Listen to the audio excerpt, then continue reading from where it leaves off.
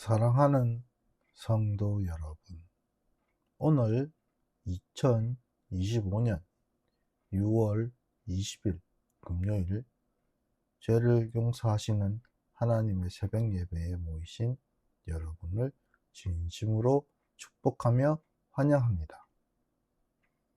우리는 이 시간 말씀을 통해 사람의 교만을 대하시는 하나님과 하나님의 사랑에 대해 알아보는 예배를 만나기를 빕니다.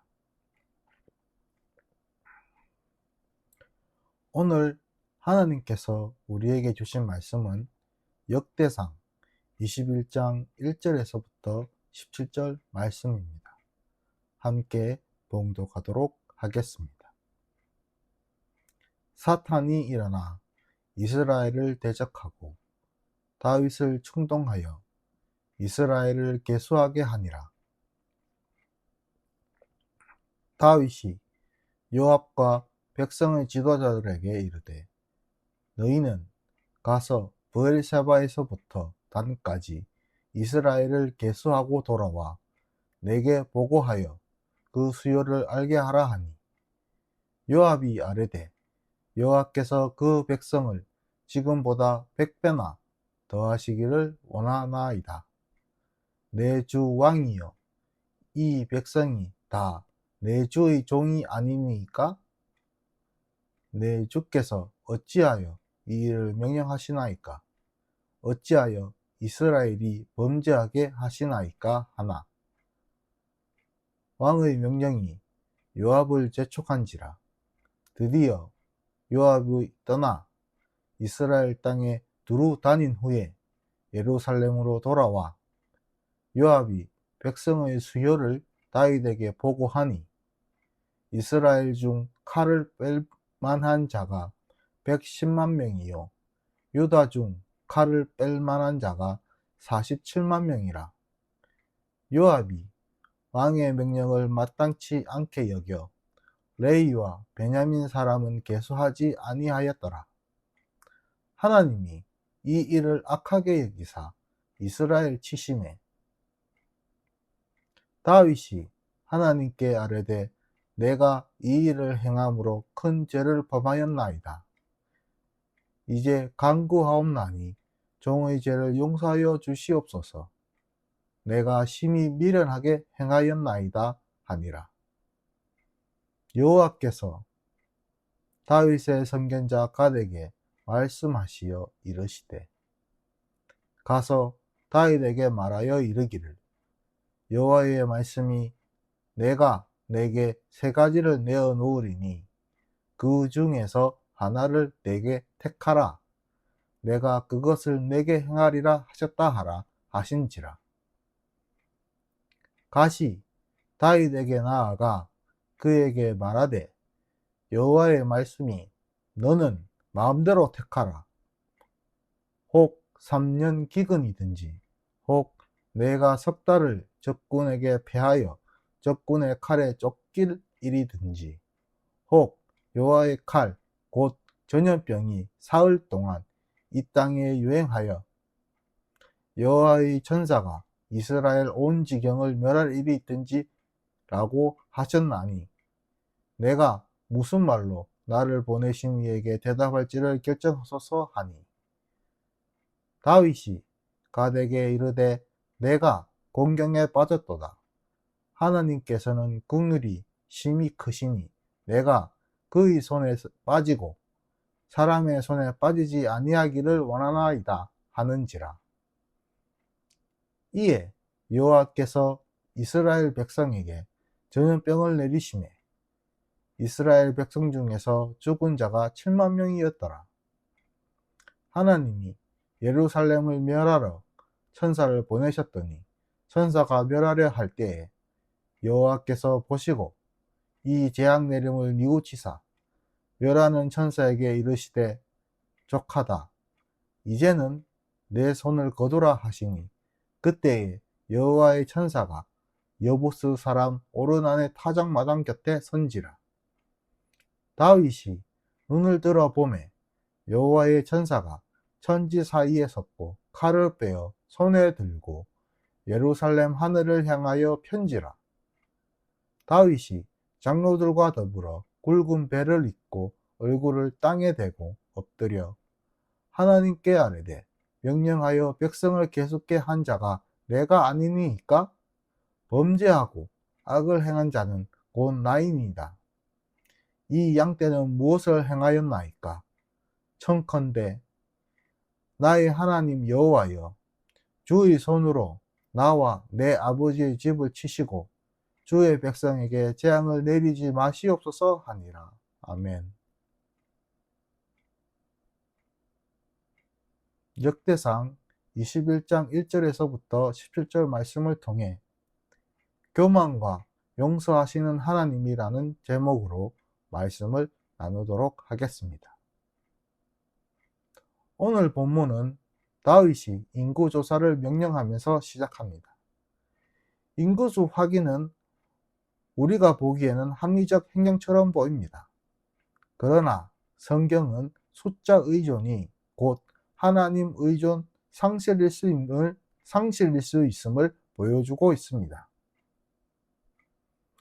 인구조사가 보고되는 순간 다윗은 심장이 내려앉듯 후회하고 짧은 시간에 전염병이 땅을 휩쓸어 수많은 사람들이 쓰러집니다. 우리가 보기에 합리적인 정책이라 할 수 있는 인구조사가 어떻게 재앙이 되었을까요? 하나님이 바라보시는 인구조사와 사람이 바라보는 인구조사가 있는데, 하나님이 보시는 인구조사는 하나님을 위한 인구조사가 아닌 교만 혹은 사람 자신을 위한 인구조사였고, 다윗이 보는 인구조사는 하나님을 위한다는 자유의지 혹은 교만의 발로였습니다. 이에 따라 하나님의 재앙이 생긴 것이지요.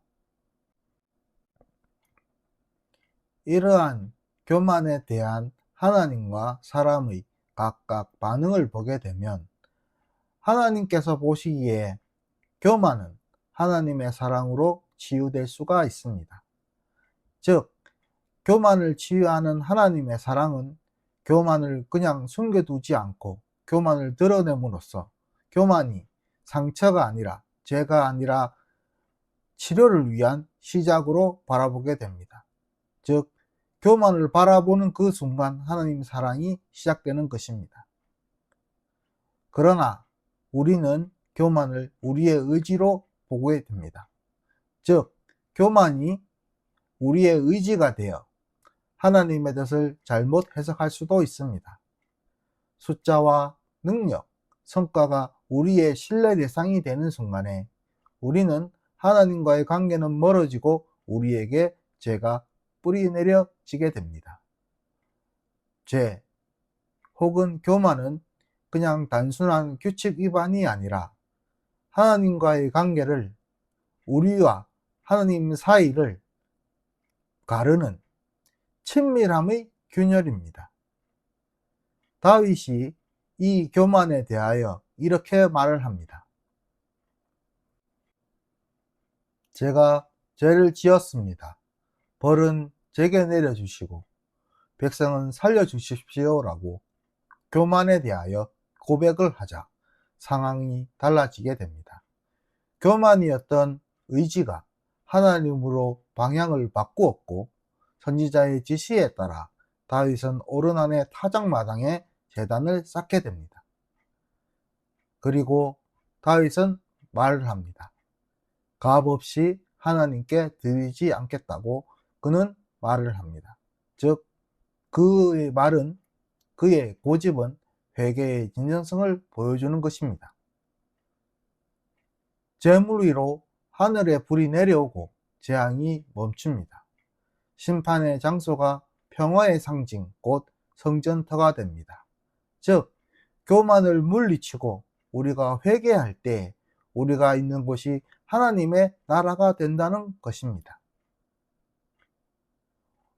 오늘 본문의 의미는 하나님이 먼저 움직이셔서 숨은 교만을 흔들어 깨워 회복의 길을 밝히면 인간이 의지로 응답하는데, 그 의지로 응답하는 것이 교만으로 인하여 오판하기도 하나 그럼에도 불구하고 돌이킬 기회를 붙잡게 되면 하나님의 용서가 흘러넘쳐 상실의 땅이 예배의 자리로 바뀐다는 의미를 내포하고 있습니다.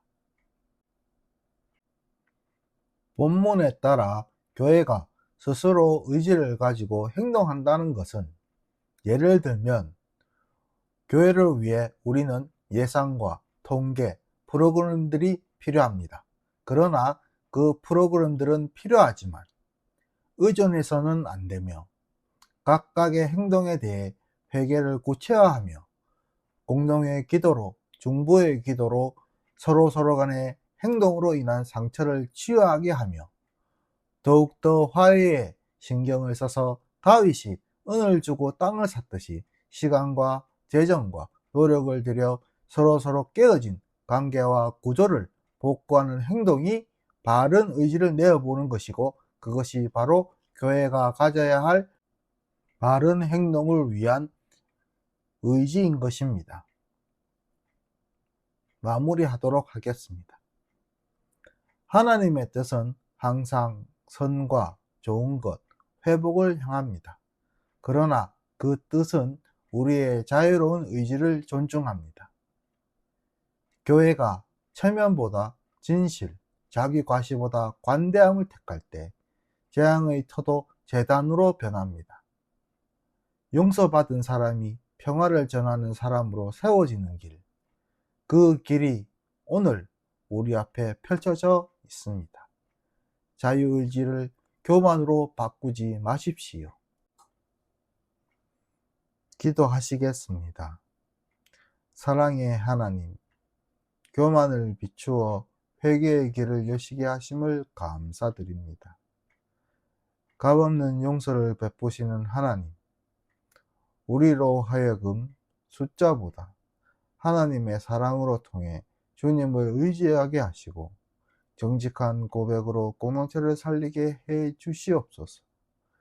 그리고 교만으로 깨어진 자리가 있다면 하나님의 사랑으로 깨어진 자리마다 화해를 위하여 기꺼이 대가를 치르게 해 주시옵소서. 그리하여 재앙의 땅을 예배의 자리로 바꾸는 크나큰 교회가 되도록 해 주시옵소서. 하나님의 사랑으로 교만을 덮어주시고 그것으로 인하여 하나님의 선의와 하나님의 용서가 가득 넘치는 교회가 되게 또한 도와주시옵소서. 이 모든 말씀 살아계시고 우리와 함께 계시는 예수 그리스도의 이름으로 기도드렸사옵나이다. 아멘.